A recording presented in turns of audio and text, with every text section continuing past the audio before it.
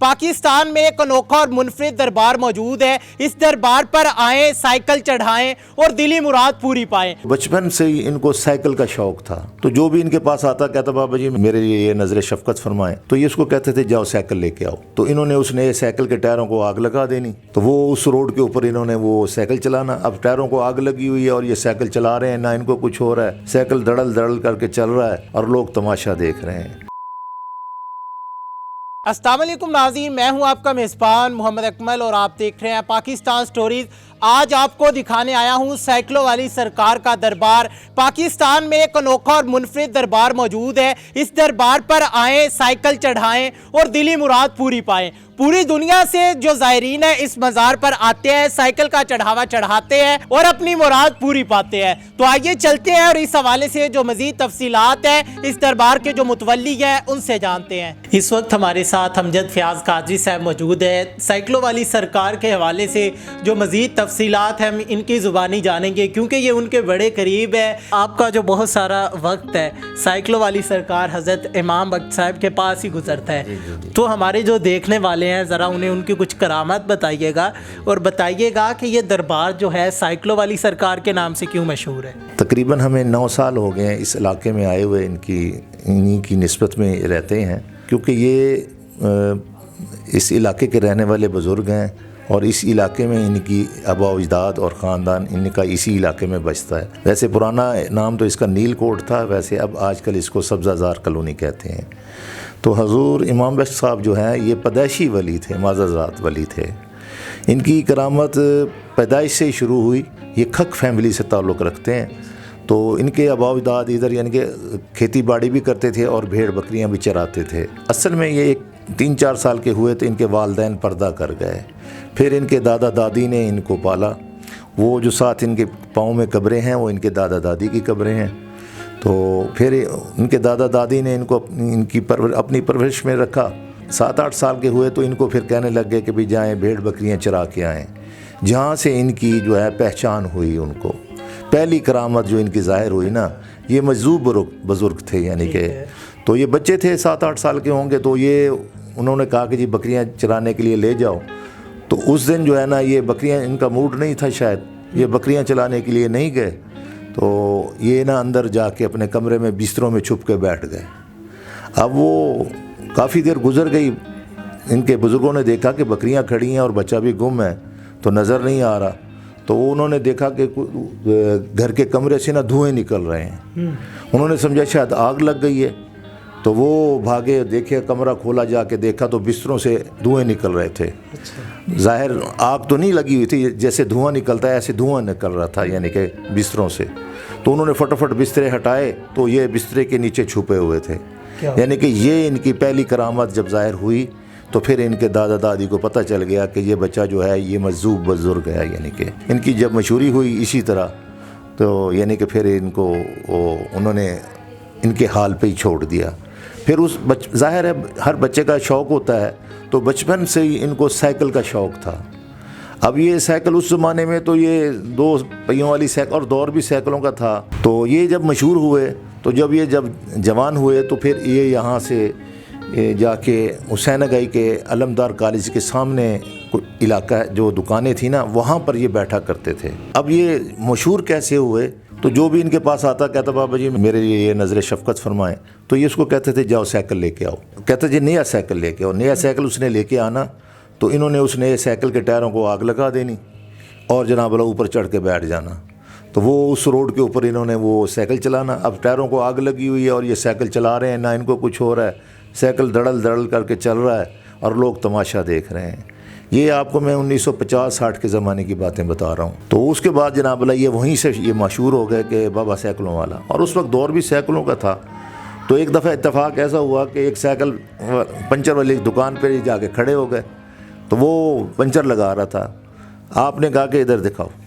तो आपने उससे वो ट्यूब ली और उसको अपना लुआब लगा के, थूक लगा के जनाब अल्लाह कहा के लगाओ, वो थूक से पंचर लग गया। यानी कि ये इनकी एक ये करामत थी। फिर एक इनकी करामत, वो वहाँ पर एक यानी कि एक कबाबों वाला भी था, वो रोज़ कबाब भेजा करता था। ज़ाहिर है उसके 5-10 किलो का वो वज़न होता था। तो इस दिन इनको शौक़ चढ़ा कबाब खाने का, तो इन्होंने कहा जी मुझे खिलाओ कबाब। اب وہ عقیدت مند تو تھے، انہوں نے جناب علی ان کو کباب رکھنے شروع کیے، پکا پکا کے یہ سارا تھال ہی کھا گئے اس کے، یعنی کہ یہ کچھ بھی نہ ہوا ان کو۔ پھر ایک واقعہ ان کا یہ ہوا کہ ایک دفعہ جو ہے رشا شمس سے ایک بس نکلی زائرین کی، تو وہ دولت گیٹ کے قریب آئی تو یہ اس کے آگے آ کے لیٹ گئے، تو وہ جناب اللہ بڑا منت ترلا کیا انہوں نے کہ اٹھ جائیں، یہ نہ اٹھے، تو وہ جو بس کا کنڈکٹر تھا وہ ذرا بدتمیز تھا، اس نے جناب علیہ ان کے اوپر نا لوہے کے راڈ سے نا حملہ کر دیا، تو ان کا سر وغیرہ جسم وغیرہ زخمی ہو گیا، لہو لہان ہو گئے، بے ہوش ہو گئے۔ لوگوں نے ان کو اٹھایا، نشتر لے گئے، تو نشتر جا کے ان کو وہ پٹیاں شٹیاں کی، یہ بے ہوش تھے، تو رات کو ایمرجنسی میں ادھر ہی یعنی کہ پٹیاں لگی ہوئی اور جناب ڈرپیں لگی ہوئی سارا کچھ۔ رات کو کوئی ان کو یعنی کہ 2-3 بجے کے قریب ہوش آئی، تو یہ جناب اللہ ساری پٹیاں وٹیاں اتارتے، تو وہیں پہ صبح آ کے وہ اپنی جگہ پہ بیٹھے ہوئے ہیں، کوئی نشان نہیں ہے، کوئی زخم نہیں ہے، کوئی کچھ نہیں ہے۔ یہ بھی ان کی ایک کرامت ظاہر ہوئی۔ پھر یہ جو ان کا مزار ہے نا، یہ مزار بھی جو ہے انہوں نے اپنے ہاتھ سے یہ لکڑی سے نشان لگایا کہ مجھے یہاں پر آپ نے دفن کرنا ہے، تو یہ ان کے عزیز و اقارب کی یہ جگہ ہے، تو یہاں پر پھر انہوں نے اپنا نشان یہ منتخب کر گئے۔ اب یہ جب یہاں پر پردہ کر گئے تو 27 اکتوبر 1964 کو انہوں نے پردہ کیا۔ اب وہاں پر جو بزرگ تھے جن کے پاس یہ بیٹھا کرتے تھے، سخاوت صاحب اور وارسی صاحب، وہ کہنے لگے جی ہم ان کا مزار ادھر ہی دولت گیٹ میں بنائیں گے، تو ان کے عزیز و اقارب نے کہا کہ نہیں جی یہ تو ہمیں ادھر ہی یعنی کہ نشان لگا کے دے گئے، ہم نے ادھر ہی ان کو دفن کرنا ہے۔ تو وہ آپس میں جھگڑا ہو گیا، اب وہ 2 فیملیاں جھگڑ رہی ہیں سارے مل کے، رش لگا ہوا ہے۔ 4 بندے آئے، انہوں نے ان کا جنازہ اٹھایا اور یہاں لا کے پہنچا دیا، پتہ ہی نہیں چلا کسی کو۔ یہاں پر پھر ان کو دفنا دیا گیا، ان کا مزار بنایا گیا۔ تو ایک دفعہ ایک چور نا ایک بھینس کسی کی چرا کے آ رہا تھا، تو اس کے پیچھے وہ مالک لگ گئے، وہ ڈر کے مارے جو بھاگا، تو وہ ان کے مزار کے پاس آیا، آ کے اس نے یہ جہاں یہ درخت لگا یہاں پہ اس نے بھینس باندھی اور آپ کے قدموں میں گر گیا، کہنے لگا کہ حضور میں تو گناہ گار ہوں، چور ہوں، آپ نظر شفقت فرمائیں، میں توبہ کرتا ہوں اور آئندہ یہ کام نہیں کروں گا، آپ میرے اوپر نظر شفقت فرمائیں، مجھے بچا لیں ان سے ورنہ یہ مجھے مار ڈالیں گے۔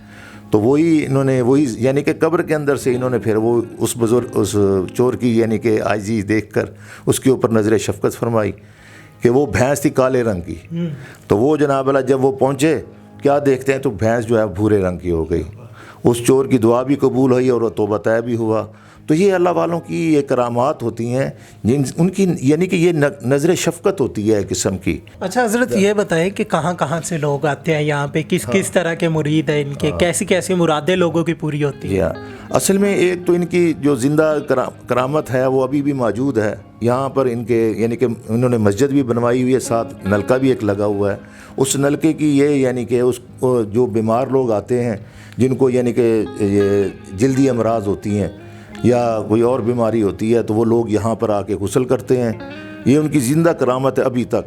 اپنی مرادیں پوری ہونے پر ان کا یہاں پر لنگر ہوتا ہے، یہاں پر ان کے تقریباً 4 پروگرام ہوتے ہیں۔ ان کا اپنا عرس جو ہے 27 اکتوبر کو ہوتا ہے، اس دن بھی قوالی ہوتی ہے، 2 دن پروگرام ہوتا ہے، اور وہ اسلام آباد سے، لاہور سے، ملتان سے، ان کے سال میں تقریباً 4 پروگرام ہوتے ہیں، جو ان کے بڑے بڑے معتقد ہیں، بڑے بڑے یعنی کہ وہ لوگ ہیں، بزنس مین ہیں، ڈاکٹر ہیں، بڑے بڑے یعنی کہ ہستیوں والے لوگ ہیں، جو یہاں پر آ کے ان کا عرس مناتے ہیں، اور باقاعدہ دیگیں، لنگر وغیرہ اور قوالی کا باقاعدہ اہتمام ہوتا ہے۔ اور 9 نومبر کو اقبال ڈے پر اقبال کا کلام یہاں پر پیش کیا جاتا ہے۔ تو ویسے تو موجودہ اب بھی لوگ جو ہیں جتنے بھی ہیں، یہ آپ دیکھیں درخت کے اوپر سائیکلیں لٹکی ہوئی ہیں، یہ اس وقت کی لٹکی ہوئی ہیں 1964 کے زمانے کے بعد جب یہ پردہ کر گئے، کیونکہ یہ شوق تو ان کو سائیکلوں کا تھا، تو اب وہ جو ان کے معتقد تھے جو مرادیں پانے کے لیے آتے تھے تو نیا سائیکل لا کے یہاں پہ لٹکا دیتے تھے کہ حضور ہم نے سائیکل لا کے پیش کر دیا ہے، ہماری مراد پوری ہو۔ تو وہ اللہ کے فضل و کرم سے اور بابا جی کی نظر شفقت سے جو ہے ان کی مرادیں پوری ہوتی تھیں، اور آج تک لوگوں کی مرادیں پوری ہو رہی ہیں۔ ماشاءاللہ ان کا بڑا رونقی دربار ہے، یعنی کہ لوگوں کی آمد و رفت اکثر رہتی ہے۔ باقی میں نے بہت سے لوگوں کو یعنی کہ عقیدت سے یہاں پر آتے ہوئے اور ان سے پوچھا تو ان کی مرادیں پوری ہوئی ہیں، یعنی کہ ہر قسم کی مراد یہاں پر لوگوں کی پوری ہوئی ہے، تو وہ یہاں پر آ کے اپنی مرادوں کا جو ہے جو بھی وہ منت مان کے جاتے ہیں، آپ دیکھیں یہاں پر دھاگے بندھے ہوئے ہیں اور جندرے لگے ہوئے ہیں یا کچھ لگا ہوا ہے، تو وہ ایک قسم کا منت کے طور پر نا وہ گرہ باندھ جاتے ہیں کہ حضور ہمارا یہ کام ہو جائے تو ہم آ کر جو ہے نا پھر حسب توفیق یا جو بھی منشا ہوگی یہاں پر آ کے لنگر تقسیم کریں گے یا جو اہتمام کریں گے وہ آ کے کرتے ہیں. یہ میں دیکھ رہا ہوں ماشاءاللہ یہ صاحب کرامت بزرگ ہیں اور یہ مجذوب بزرگ تھے. تو سائیکلوں کے شوق کی وجہ سے پھر ان کو لوگوں نے یعنی کہ بابا سائیکلوں والی سرکار کہنا شروع کر دیا. جی بالکل ناظرین، آپ نے دیکھا کہ امجد فیاض قادری صاحب ہمارے ساتھ موجود تھے جنہوں نے سائیکلوں والی سرکار کی تمام جو ہسٹری تھی، ان کی کرامات تھی اور کس کس طرح کی لوگوں کی مرادیں اس دربار سے پوری ہوئی ہے، اس حوالے سے بھی بتایا. اپنے میزبان محمد اکمل کو دیجیے اجازت. اللہ نگہبان.